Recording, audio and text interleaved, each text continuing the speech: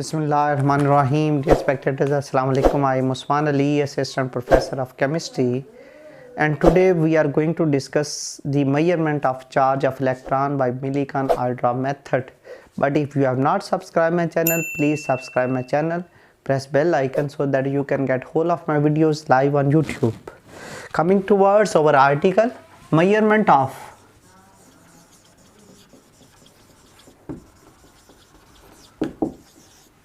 charge of electron by Millikan oil drop method.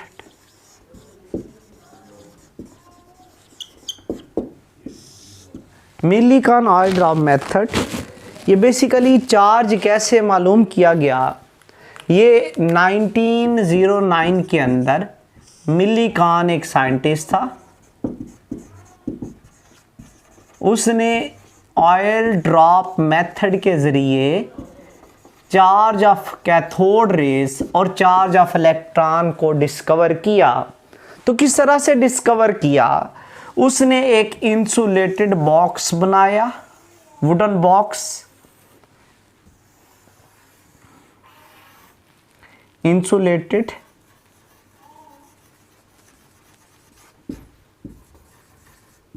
Wooden box लिया और इस wooden box में उसने क्या किया, उसने एयर भरी और एयर किस पर भरी, एट लो प्रेशर, एयर भर दी एट लो प्रेशर। और इस वुडन बॉक्स में उसने दो मेटल प्लेट्स लगा दी, एक अपर प्लेट थी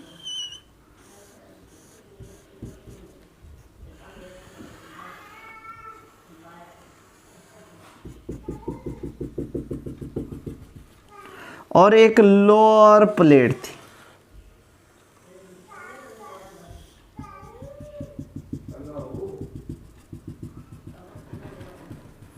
दो मेटल प्लेट्स लगाई जिनको इलेक्ट्रोड्स का नाम दिया, अपर को उसने इलेक्ट्रोड ए और नीचे वाले को ए डैश। ऊपर वाली जो वुडन प्लेट्स थी उसमें उसने माइक्रोस्कोपिक होल रख दिया, छोटा सा सुराख रख दिया, ये माइक्रोस्कोपिक होल उसने प्लेस किया हुआ था अपर प्लेट के अंदर। ये जो होल है इसमें उसने क्या किया, यहाँ पर उसने एक ऑयल ड्रॉपर लगाया हुआ था, उसमें उसने ऑयल भरा हुआ था और पीछे यहां पर पंप था। आगे उसने यहां पर क्या रखा हुआ था, जेट, और जेट के छोटे से सुराख को क्या बोलते हैं, नोजल। तो इसके अंदर नोजल में छोटा सा सुराख होता है, इसको वो प्रेस करता था तो ऑयल के छोटे छोटे पार्टिकल्स पैदा होते थे, जिसको ऑयल के उसने एटम्स का नाम दिया। इस वजह से ऑयल ड्रॉपर को उसने एक और नाम दे दिया, atomiser. Oil dropper was also called as atomiser.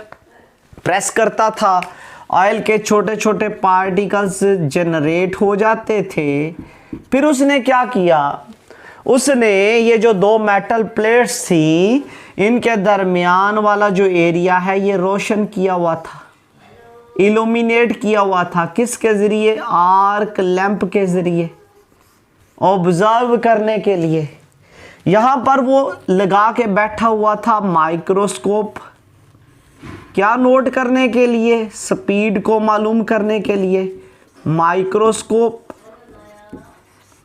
और यहाँ पर वो ऑब्जर्व कर रहा था, हाथ में उसके स्टॉप वॉच थी, तो ये मूवमेंट नोट कर रहा था, ऑयल पार्टिकल्स की मूवमेंट को वो नोट कर रहा था। तो उसने ये कहा कि दो तरह की observation the, when electric field was absent,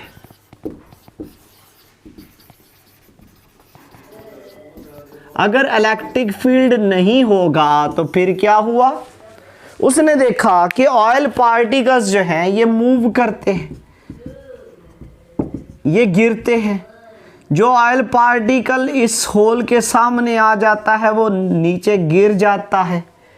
तो जितनी देर में वो दो प्लेट्स के दरमियान वाला एरिया मूव करेगा उससे उसने नोट कर ली उनकी वेलोसिटी v1, और v1 उसने कहा कि ये डायरेक्टली प्रोपोर्शनल होगी mg पे ऑयल पार्टिकल्स के वेट पे, कि जिसका वेट ज़्यादा होगा उसकी वेलोसिटी ज़्यादा होगी और जिसका वेट कम होगा उसकी वेलोसिटी भी कम होगी।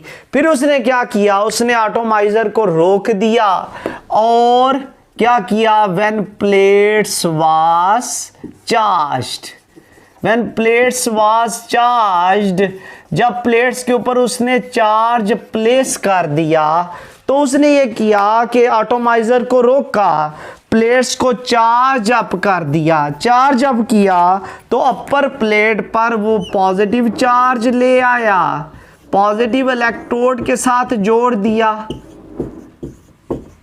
और लोअर प्लेट्स को उसने नेगेटिव इलेक्ट्रोड के साथ जोड़ दिया। प्लेट्स को बैटरी के साथ कनेक्ट कर दिया। बैटरी का वोल्टेज E उसको पता था। उसने क्या किया, अब उसने ये किया कि यहाँ पर एक्स रेज थी, एक्स रेज वो पैदा करता था। एक्स रेज के जरिए एक्स रेज को उसने बम्बार करवाया, किसके ऊपर, एयर के ऊपर, और एयर में से क्या इजेक्ट करवा दिए, इलेक्ट्रॉन्स। इलेक्ट्रॉन्स निकल गए एयर में से, एयर की आयनाइजेशन हो गई। फिर उसने एटॉमाइजर ऑन किया, ऑयल पार्टिकल्स नीचे गिरते थे। जैसे ही नीचे गिरते थे ऑयल पार्टिकल्स को कौन सराउंड कर लेते थे, इलेक्ट्रॉन्स। इलेक्ट्रॉन्स उनको सराउंड कर लेते थे। ये इलेक्ट्रॉन कहाँ से पैदा हो रहे हैं, ये इलेक्ट्रॉन पैदा हो रहे हैं due to ionisation of air. जब वो इलेक्ट्रॉन इसको सराउंड कर लेते थे, वोल्टेज वो अप्लाई करता था, तो ये ऑयल ड्रॉपर जो है वो नीचे की बजाय ऊपर को मूव करना शुरू हो गए, क्योंकि इनके ऊपर चार्ज आ गया था। अपर प्लेट की सिमत इन्होंने मूव करना शुरू कर दिया।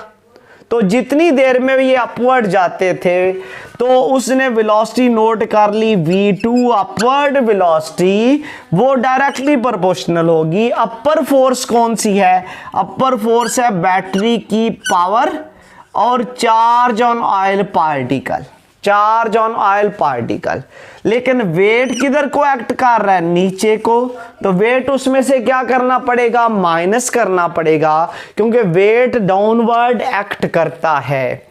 क्योंकि अपर फोर्स ज्यादा है, ऊपर वाली फोर्स ज्यादा है, ऊपर वाली फोर्स ज्यादा है और नीचे वाली फोर्स कम है, इस वजह से अपवर्ड वेलोसिटी ज्यादा है, ऊपर को वो मूव कर रहे थे। इसको उसने कह दिया इक्वेशन नंबर 1 और इसको उसने कह दिया इक्वेशन नंबर 2। अब उसने क्या किया, इक्वेशन नंबर 1 को ऊपर रखा, डिवाइड किया, किसको, डिवाइड इक्वेशन 1 बाय इक्वेशन 2। तो इक्वेशन 1 को ऊपर रखा, इक्वेशन 2 से डिवाइड कर दिया। इक्वेशन 1 क्या थी, v1, ये बटा इक्वेशन 2 क्या थी, v2। मैथ का रूल है, अगर दो चीजें प्रोपोर्शनल हों, दो इक्वेशन प्रोपोर्शनल हों, डिवाइड करेंगे तो वो किस में बदल जाती हैं, इक्वल में। तो इक्वल में बदल जाएंगी, ऊपर होगी mg, नीचे क्या होगी, e माइनस mg। तो यहां से कुछ चीजें उसने मालूम कर ली। v1 और v2 उसने किससे मालूम कर ली, माइक्रोस्कोप से ऑब्जर्व कर ली। दो प्लेट के दरमियान वाला एरिया रोशन था तो उसने ऑब्जर्व कर ली। g क्या है, ग्रेविटेशनल एक्सेलरेशन मीटर पर सेकंड स्क्वायर है, और ये जो E क्या है, ये है स्ट्रेंथ ऑफ इलेक्ट्रिक फील्ड, जो इलेक्ट्रिक फील्ड उसने अप्लाई किया हुआ था, ये वो वाला है। और ये M कैसे मालूम किया, M was the mass of oil particle. Mass of oil particle वो मालूम करता रहा, किस तरह से, बाय चेंजिंग, वो बदलता रहा, by changing voltage of battery. वो बार बार बैटरी के वोल्टेज बदलता रहा, उससे उसने क्या मालूम कर लिया, मैस ऑफ ऑयल पार्टिकल। तो ये सारा कुछ उसने पुट किया, तो यहां से E की वैल्यू निकल आई, चार्ज की वैल्यू निकल आई। उसने कहा कि लीस्ट चार्ज इतना होगा 1.59 इंटू 10⁻⁻19 कूलम के, ये लीस्ट चार्ज है। और उसने कहा कि अगर किसी ऑयल पार्टिकल को एक इलेक्ट्रॉन सराउंड करता है तो चार्ज इतना होगा, और अगर 2 सराउंड कर लें तो डबल हो जाएगा, 3 कर लेंगे तो 3 गुना, 4 करेंगे तो 4 गुना, लीस्ट चार्ज ये होगा। उसने कहा कि इनफैक्ट यही वैल्यू है चार्ज ऑफ इलेक्ट्रॉन की, और इसकी जो वैल्यू है वो मॉडर्न वैल्यू के बिल्कुल करीब करीब है। और मॉडर्न वैल्यू क्या है, modern value charge of electron की है 1.602 इंटू 10⁻⁻19 कूलम के। तो इसका मतलब है मिलीकॉन ने जो ऑयल पार्टिकल्स के जरिए चार्ज ऑफ कैथोड रेज निकाला वो मॉडर्न वैल्यूज के बिल्कुल करीब है। तो this is the long question जो अक्सर आता है, और इसको डिटेल में आपको लिखना आना चाहिए। अब आ जाता है इसी को यूज करते हुए how you will calculate the mass of cathode rays. तो मास ऑफ कैथोड रेस किस तरह से मालूम किया जाता है, उसके लिए हम 2 चीजें मालूम करेंगे।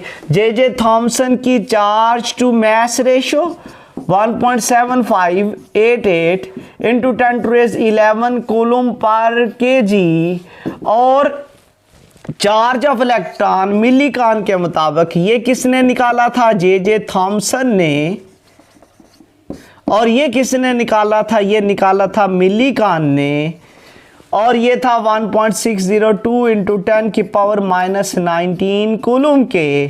तो चार्ज ऊपर है, चार्ज टू मास रेशियो है, ये आ जाएगा 1.602 into 10⁻⁻19 coulomb divided by m, ये आ जाएगा इतना। चार्ज की जगह उसकी वैल्यू पुट कर दी 1.7588 इंटू 10⁻11 कूलम पर केजी।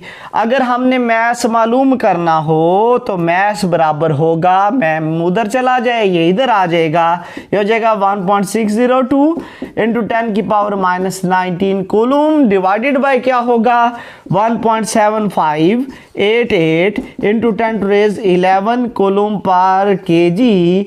तो ये कूलम से कट जाएगा, तो ये मास ऑफ कैथोड रेज निकल आएगा 9.1 इंटू 10⁻31 इतने केजी। तो ये भी बहुत इंपॉर्टेंट शॉर्ट क्वेश्चन है, how you will calculate the mass of cathode rays. तो मास ऑफ कैथोड रेज की कैलकुलेशन का शॉर्ट क्वेश्चन है, ये भी आपको आना चाहिए। तो ये इसका सोल्यूशन भी हमने कर लिया। टिल देन अल्लाह हाफिज।